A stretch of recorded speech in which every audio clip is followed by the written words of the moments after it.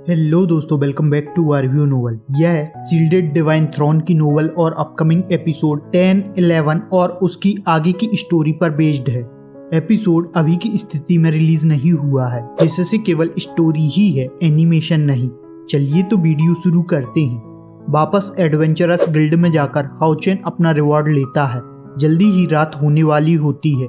हाओचेन के मास्टर ने हाओचेन को 2 दिन का टाइम दिया होता है, लेकिन हाओचेन को सभी टास्क को पूरा करने में मात्र 1 दिन का ही समय लगा होता है।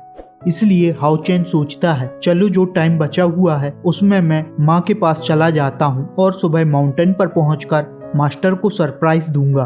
और इसी तरह से हाओचेन जल्दी ही अपने घर की ओर निकल जाता है। धीरे धीरे घर की तरफ जा रहा होता है, लेकिन हाओचेन ने इसके साथ ही कुछ ऐसा देखा होता है जिससे वह खुद पर काबू नहीं रख पा रहा होता है। बायू आंगन में होती है, लेकिन वह उस व्यक्ति की गोद में होती है जो हाओचेन के दिल में माँ के बाद दूसरी जगह पर आता है। यह कोई और नहीं बल्कि हाओचेन का मास्टर जिंगयू होता है। बायू तुरंत ही उठने की कोशिश करती है, लेकिन वह उठ नहीं पाती है। जिंगयू बायू को फ्रीज कर देता है। इसी के साथ जिंगयू खड़ा हो जाता है और बायू को साइड में कर लिया होता है। हाओचेन का दिमाग पूरी तरह से खराब हो चुका होता है और जिंगयू से बोलता है, मेरी माँ को तुम बुली क्यों कर रहे हो। इसी के साथ अपनी स्वार्ड को भी निकाल लेता है। इस समय हाओचेन की आंखें गुस्से में लाल हो जाती हैं। जिंगयू भी किसी मिस्टीरियस ट्रिक का यूज करता है, जिससे राइट हैंड में बैम्बू स्वार्ड आ जाती है।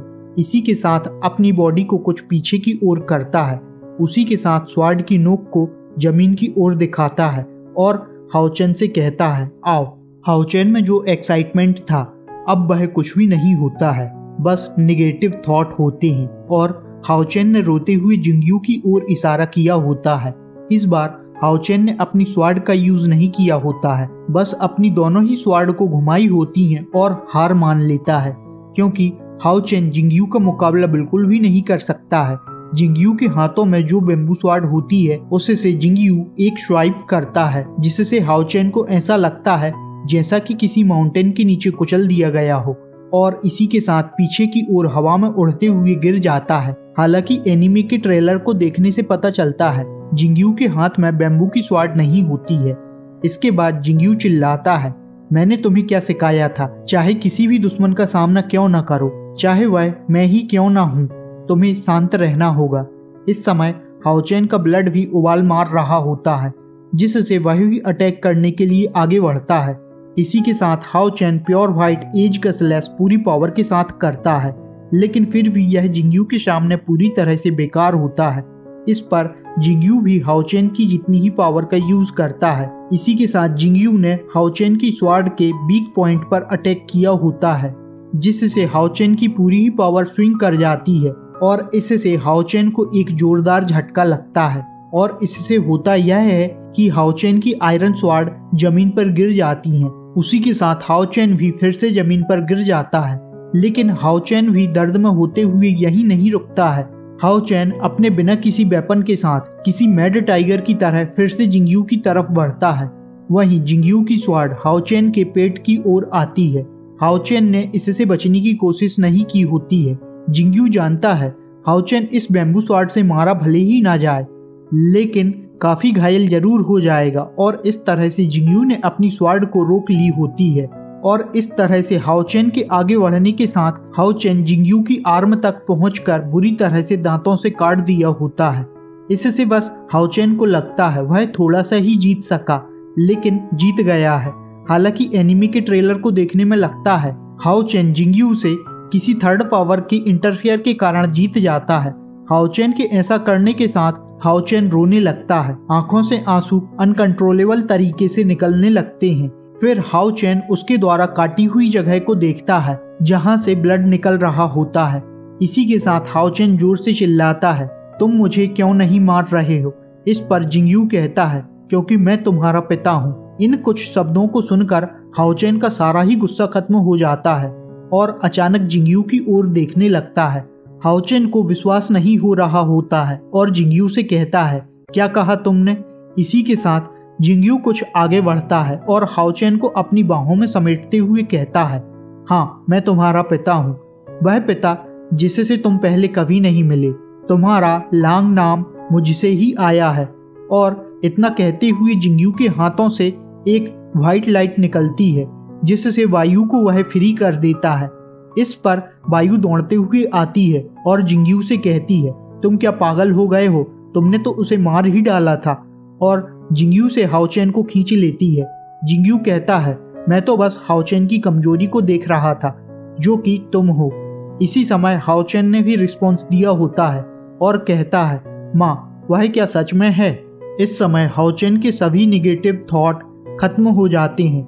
बाई यू ने धीरे से हाँ में सिर हिलाया होता है और हाओचेन से पहले न बताने के लिए माफी मांगती है और कहती है, मुझे उम्मीद थी तुम भी एक नाइट बन सकते हो, जिससे तुमसे यह बात मैंने छुपाई थी। इस पर हाओचेन कहता है, तो मुझे 1 साल पहले ही क्यों नहीं बताया होता है? इस पर जिंगयू बताने लगता है, मुझे डर था यदि तुम्हें पता चल जाएगा कि मैं तुम्हारा पिता हूँ तो तुम डिसिप्लिन में नहीं रहोगे। इसी के साथ बाई यू की आंखों से भी आंसू निकलने लगते हैं। वह कहती है, इसमें यदि किसी की गलती है तो वह मैं हूँ, मुझे माफ करना। 10 साल पहले मेरे साथ एक बहुत दर्दनाक घटना हुई और मैं बिल्कुल भी नहीं जानती थी कि तुम्हारे पिता का सामना कैसे कर सकती हूँ, जिसके कारण मुझे वह जगह छोड़नी पड़ी। इसके बाद तुम्हारे पिता को मुझे ढूंढने के लिए पूरे 9 साल की मेहनत करनी पड़ी। यदि तुम्हें किसी से नफरत करनी है तो मुझसे करो। इसी तरह से हाओचेन और उसकी फैमिली पूरी हो जाती है। अब वायु रोते हुए कहती है, वह नहीं चाहती है हाओचेन एक नाइट बने, बस वायु चाहती है हाओचेन सुरक्षित रहे। अब हाओचेन को समझ नहीं आ रहा होता है आखिरकार वह किसकी बात माने। जिंगयू चाहता है हाओचेन पावरफुल नाइट बने, जबकि वायु यह नहीं चाहती है। लेकिन फिर हाओचेन एक नाइट बनने के लिए कहता है, लेकिन यहाँ पर जिंगयू खुद पर डाउट कर रहा होता है और वह सोचता है, क्या वह जो कर रहा है वह सही है? भले ही हाओचेन को पहले अपने दोस्तों के पिता को देखते हुए जलन होती थी, लेकिन अब जब हाओचेन को पता चला होता है उसके पिता इतने अधिक पावरफुल होते हैं तो वह इससे खुश होता है। जिंगयू भी हाओचेन को नाइट बनने की जगह शांत तरीके से अपनी जिंदगी बिताने के लिए कहता है, लेकिन हाओचेन नाइट बनने का रास्ता चुनता है। इस पर जिंगयू उसे फिर से सोचने के लिए कहता है, लेकिन हाओचेन नहीं मानता है। इसके बाद यह रात में आराम करते हैं और सुबह जिंगयू के साथ अपनी ट्रेनिंग के लिए निकल जाता है। जिंगयू कहता है, हाओचेन मैं पहले जैसा ही स्ट्रिक्ट रहूंगा और तुम्हारे पास आखिरी मौका है, चाहो तो तुम अपना विचार बदल सकते हो। लेकिन हाओचेन का वही जवाब होता है कि मैं एक नाइट बनूंगा। इसके साथ अब हाओचेन की ट्रेनिंग पूरी तरह से बदलने वाली है। इसी के साथ जिंगयू हाओचेन को बताता है 2 टाइप की स्पिरिचुअल एनर्जी मौजूद होती है, इंटरनल और एक्सटर्नल। एक्सटर्नल एनर्जी का यूज बॉडी में चेंजेस लाने के लिए किया जाता है। इसे सीधे शब्दों में फिजिकल ट्रेनिंग करने से पैदा किया जा सकता है, लेकिन क्योंकि यह बॉडी से बनती है जिससे यह 200 लेवल से अधिक नहीं हो पाती है। इसी के साथ काफ़ी कुछ जानकारी देता है। उसके बाद हाओचेन से कहता है, मुझे वह अवेकनिंग स्टोन दो जो तुम हायू हॉल से लेकर आए हो।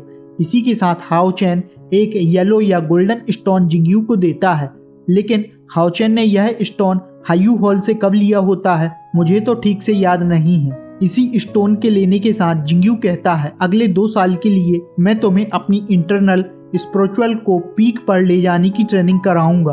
अभी मुझे तुम्हारे लिए सबसे important ceremony knights the sacred awakening को अंजाम देना है। आगे जिंगयू कहता है, मैंने तुम्हें जो स्वार्ड टेक्निक सिखाई है वे तुम्हारी स्पिरिचुअल एनर्जी का यूज करती हैं। अब नेक्स्ट स्टेप में इंटरनल स्पिरिचुअल कल्टीवेशन है। यह अवेकनिंग स्टोन तुम्हारी बॉडी एट्रीब्यूट को बदल देगा, वह भी तुम्हारी फिजिकल स्टेट की परवाह किए बगैर। इसी के बाद यह अपना प्रोसेस शुरू करते हैं। इसी के साथ जिंगयू ने अपने लेफ्ट हैंड को लहराया होता है और उसकी बॉडी से थिक गोल्डन लाइट निकलने लगती है और यह आगे बढ़ती जा रही होती है, जिसमें हाओचेन और जिंगयू दोनों ही कवर हो जाते हैं। इसी के साथ जिंगयू उस स्टोन को उठाता है। अभी की स्थिति में हाओचेन का लेवल 110 लेवल पर नहीं पहुंचा है, जिसके कारण इसमें हाओचेन को काफी ज्यादा दर्द होने वाला है। वैसे तो यह नाइट्स रूल के बिल्कुल खिलाफ है, लेकिन जिंगयू उनमें से है जो रूल्स को बिल्कुल भी नहीं मानते हैं। स्टोन के फ्लैश होने के साथ हाओचेन को लगा होता है उसकी बॉडी काफी ज्यादा गर्म हो रही है। इसी के साथ एक पिलर पर हाओचेन के लिए एक प्रकार की मार्किंग आने लगती है। काउंटिंग लगातार चलती रहती है जो कि 97 पर जाकर खत्म होती है।